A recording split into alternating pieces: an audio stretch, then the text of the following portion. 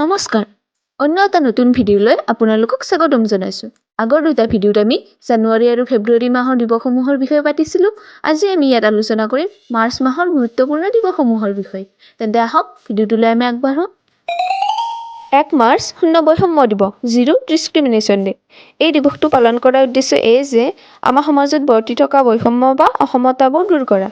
জাতি, ধৰ্ম, বৰ্ণ নিৰ্বিশেষে সকলো মানুহে যাতে সমান অধিকাৰ লাভ কৰি মুক্ত মনে জীয়াই থাকিব পাৰে তাৰ কাৰণে এই দিৱসটো পালন কৰা হয়।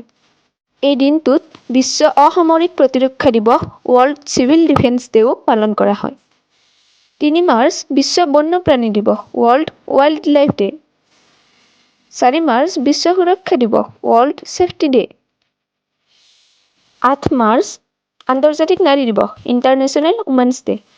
আপোনালোকৰ নিশ্চয় মনত আছে আমি যোৱাটো ভিডিঅ'ত ৰাষ্ট্ৰীয় নাৰী দিৱসৰ কথা পাইছিলোঁ আৰু এইটো হৈছে আন্তৰ্জাতিক নাৰী দিৱস, মনত ৰাখিব।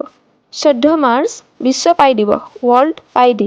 পাই মানে গণিতত ব্যৱহাৰ হোৱা পাইৰ কথা ইয়াত কোৱা হৈছে। 15 মাৰ্চ বিশ্ব গ্ৰাহক অধিকাৰ দিৱস world consumer rights day.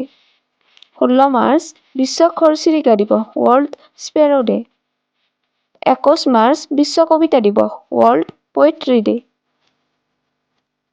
21 March বিশ্ব বন দিৱস ৱৰ্ল্ড ফৰেষ্ট্ৰি ডে।